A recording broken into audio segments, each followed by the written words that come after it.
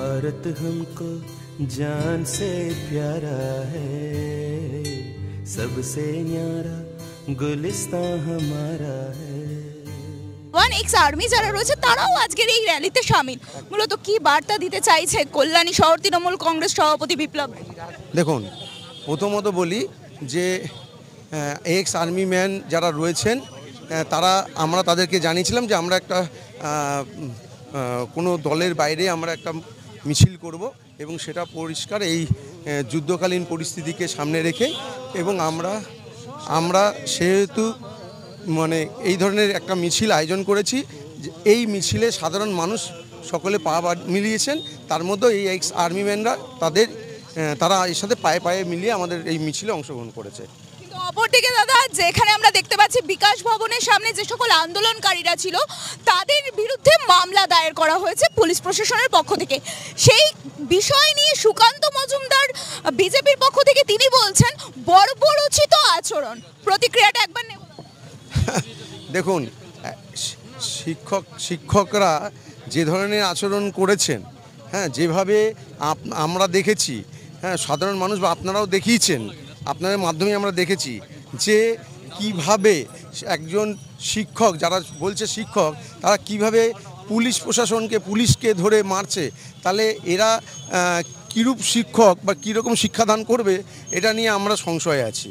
তা সুতরাং প্রত্যেকটা মানুষের মধ্যে ভালো মন্দ থাকে, তবে শিক্ষকদের তাদের আচরণটা ঠিক করতে, শিক্ষকতা যেরকম করে তাদের আগে ওই শিক্ষাটা নেওয়া উচিত যে কিভাবে মানুষের সামনে আসা উচিত। অপরদিকে অনুপ্রবেশকারী নিয়ে সুকান্ত মজুমদার বলছেন যে মমতা বন্দ্যোপাধ্যায় কার্যত বাংলাকে পশ্চিম বাংলাদেশ বানাতে চাইছেন, কোট আনকোট। প্রতিক্রিয়া? সেটা দেখুন, এই কথাগুলোর কোনো যুক্তি নেই। আর এইসব কথা প্রশ্ন তো অনেক রকমই ওঠে, আর এইসব প্রশ্ন দেওয়ার মতো মানসিকতাও আমাদের নেই। এই ফালতু বিতর্ক এইগুলো নিয়ে আমরা কি করি, যেটা হবে না, হওয়া সম্ভব না, সেই নিয়ে আমরা আলোচনা কেন করতে যাব?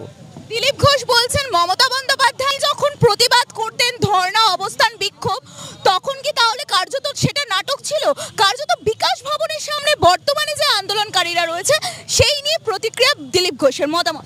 দেখুন, আজকে যে কথাটি বলছে, যে সময় মমতা বন্দ্যোপাধ্যায় যখন আন্দোলন করেছিলেন তখন সাধারণ মানুষ দেখেছিলেন, এবং তার সেই আন্দোলন দেখে মানুষ কিন্তু সিপিএম বলে দলটাকে সারা বাংলা থেকে সরিয়ে দিয়েছে। তা নিশ্চয়ই কেন আন্দোলন করেছিল, আন্দোলন করার কতটা প্রয়োজনীয়তা ছিল, সেটা কিন্তু মানুষ প্রমাণ করে দেয়। আজকে এই আন্দোলন, যেটা ওরা ভাবছে ওদের আন্দোলন, যদি ওদের আন্দোলন সঠিক থাকে তার উত্তরও মানুষ দেবে আগামী দিনে, তাই না? তখন যখন মমতা বন্দ্যোপাধ্যায় আন্দোলন করেছিল তখন তারা অনেক রকমের উত্তর দিয়েছিল। তা আজও আমরা বলছি একটাই কথা, তারা যদি মনে করে যে তাদের আন্দোলন সঠিক, সে সঠিক মানুষ তার উত্তর দেবে আগামী 2026-এর নির্বাচন। তো ওয়েট করুক। আমার সর্বশেষ প্রশ্ন, কল্যাণী টাউন তৃণমূল কংগ্রেসের সভাপতি বিপ্লব দে আজকের এই পদযাত্রা থেকে দেশ ও মাতৃকার প্রতি শ্রদ্ধার্ঘ্য এবং শহীদদের প্রতি শ্রদ্ধার্ঘ্য রেখে কি বার্তা দেবে গোটা পশ্চিমবাংলাকে? আমরা ভারতবর্ষের মানুষ, ভারতবর্ষকে কেউ আঘাত করলে ভারতবর্ষের সমস্ত মানুষ আমরা একজোট, সে হিন্দু হোক, মুসলিম হোক, খ্রিস্টান হোক। এই আজকে এই মিছিল থেকে আমরা সবাইকে জানতে চাই যে আমরা এক, ভারতবর্ষ এক, এবং ভারতবর্ষকে কেউ যদি আঘাত করে আমরা ছেড়ে কথা বলবো না। কল্যাণী শহর তৃণমূল কংগ্রেস সভাপতি বিপ্লব দে ওরফে সজলদা, আজকে যে এই পদযাত্রা, এই সুবিশাল র্যালি যেখানে উল্লেখিত করা হচ্ছে এক্স আর্মি যারা রয়েছেন তারাও কিন্তু আজকের এই পদযাত্রাতে সামিল রয়েছে। সামনের সারি থেকে পেছনের সারি দেখা যাচ্ছে মানুষের মাথার ভিড়, এবং সঙ্গে রয়েছে দেশ ও মাতৃকার হাতে পতাকা প্রত্যেকের। আর এই র্যালি থেকে একটাই বার্তা, যখনই আমাদের বাংলা বা ভারতের ওপর যদি আক্রমণাত্মক কিছু হয় তার জবাব কিন্তু বাংলা দিতে জানে, তার জবাব ভারতবাসী দিতে জানে।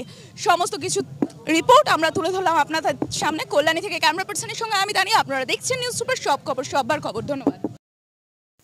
পরিবারের সকলের সুস্থ থাকার একমাত্র ঠিকানা কাঁচরাপাড়া পলিক্লিনিক বা নাইট অ্যাঞ্জেল নার্সিং হোম। কেনাকাটার একমাত্র ঠিকানা আগমনী বাসন্তী।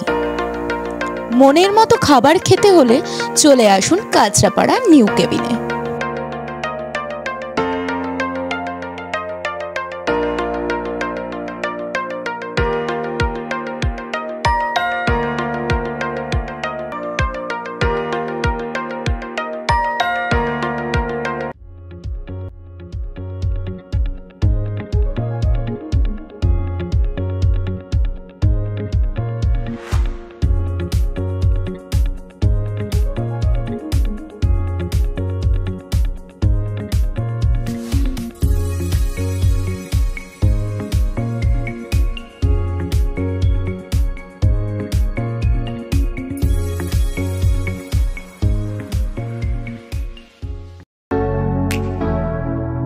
Kesari light house, Kesari light house এবং কেসরি লাইট হাউস নিজেদের রান্নাঘরকে আরো অত্যাধুনিকভাবে সাজাতে সমস্ত কিছু পেতে চলে আসুন নৈহাটি গৌরীপুর চৌমাথা বাজার কেসরি লাইট হাউস।